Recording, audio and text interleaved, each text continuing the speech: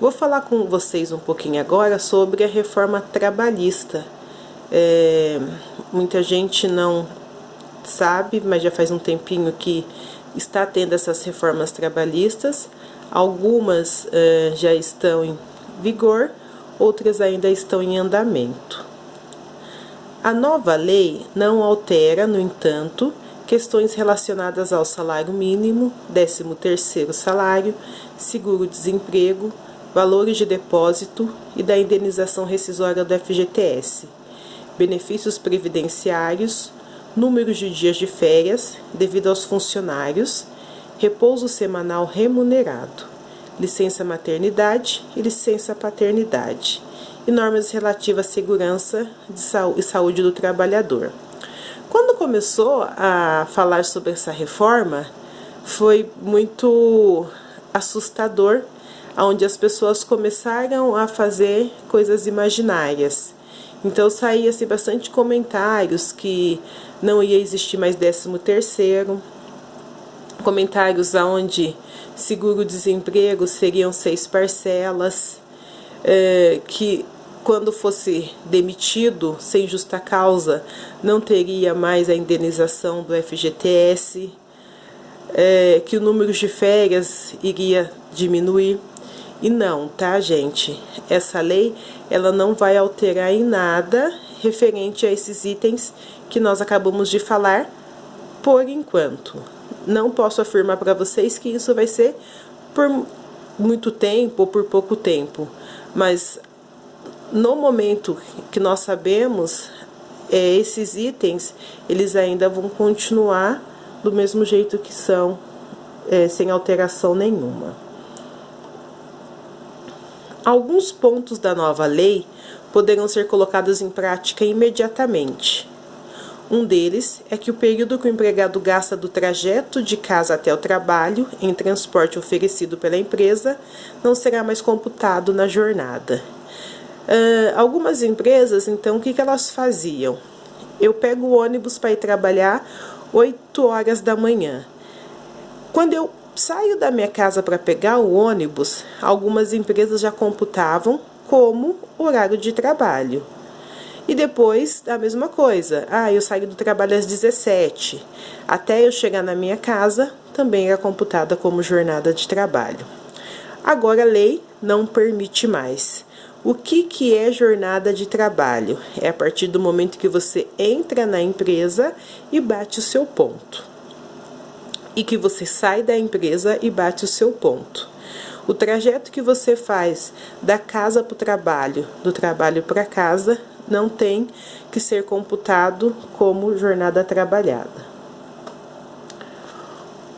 Outras mudanças previstas precisarão ser negociadas entre trabalhadores e empresas, seja individualmente ou por meio dos sindicatos, como férias e banco de horas. A nova legislação não vale para contratos que não são regidos pela CLT e tem contratação à parte que, segundo o Ministério do Trabalho, são específicos a cerca de 1% do total, como servidores públicos e autônomos. E aí a gente volta naquela aula, então, onde eu falei para vocês que nós iríamos trabalhar mais de 90% com funcionários CLT, onde são regidas as normas da consolidação das leis do trabalho. Essas leis que nós vamos falar um pouquinho sobre elas só são válidas para quem tem CLT. Então, o funcionário que ele é autônomo, funcionário que não é registrado, funcionário que é servidor público, essas leis, elas não são validadas. Férias. Trabalhador de qualquer idade poderá tirar até 3 férias por ano, desde que um dos períodos seja maior que 14 dias e os outros 2 tenham no mínimo 5 dias cada um.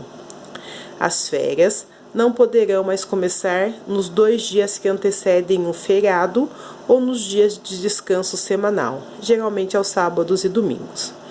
Como que funcionava férias antigamente pela lei? Falava-se que férias poderia ser tirado em 2 hipóteses para menor de 18 anos e acima de 50 anos.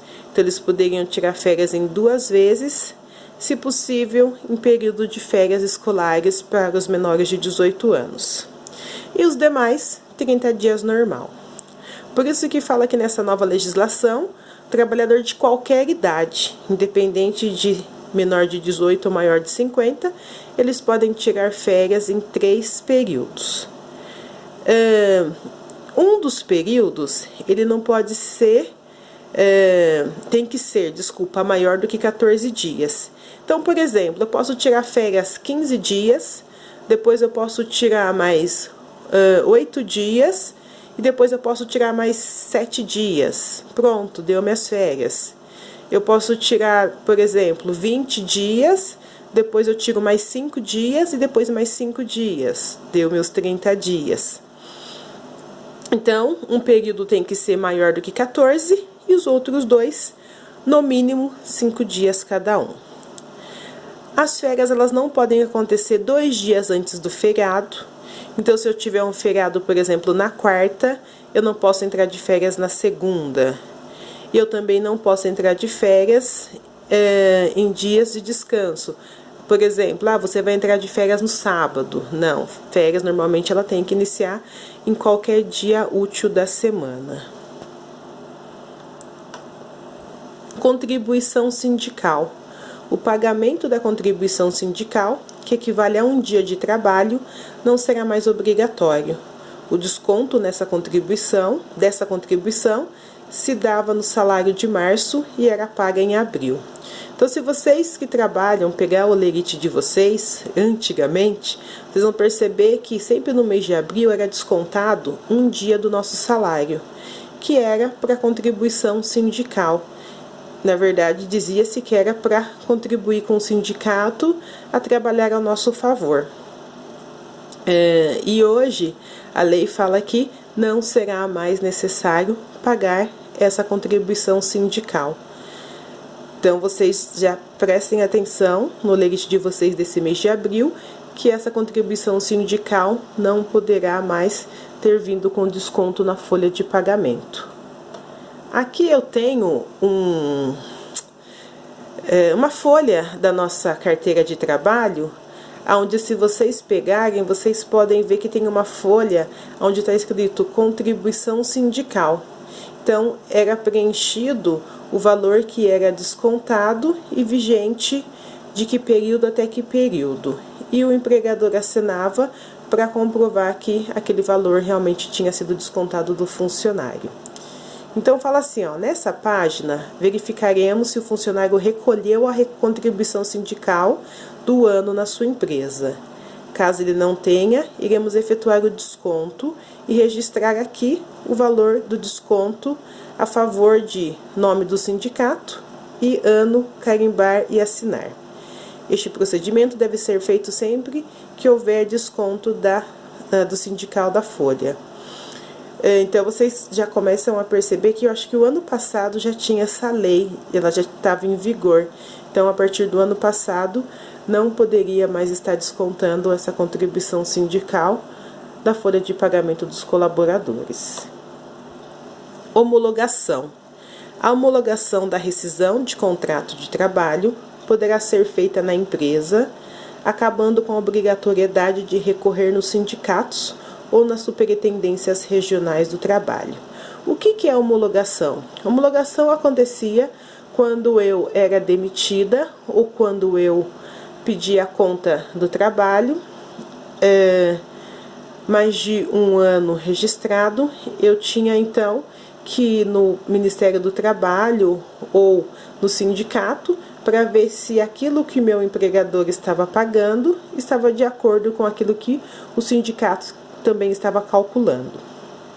Hoje a lei fala o seguinte: não é mais necessário fazer a homologação. Ela pode ser feita dentro da empresa e ela acaba sendo mais rápida. Mas e se o funcionário quiser a homologação? Pode, mas ela vai ser agendada de acordo com as datas disponíveis no Ministério do Trabalho ou no Sindicato Regional do Trabalho. Mesmo que você faça, por exemplo, a homologação dentro da empresa e depois você acha que está errado, você ainda tem o direito de recorrer para ver se de repente aquele valor que foi pago não era de acordo com aquilo que você havia previsto.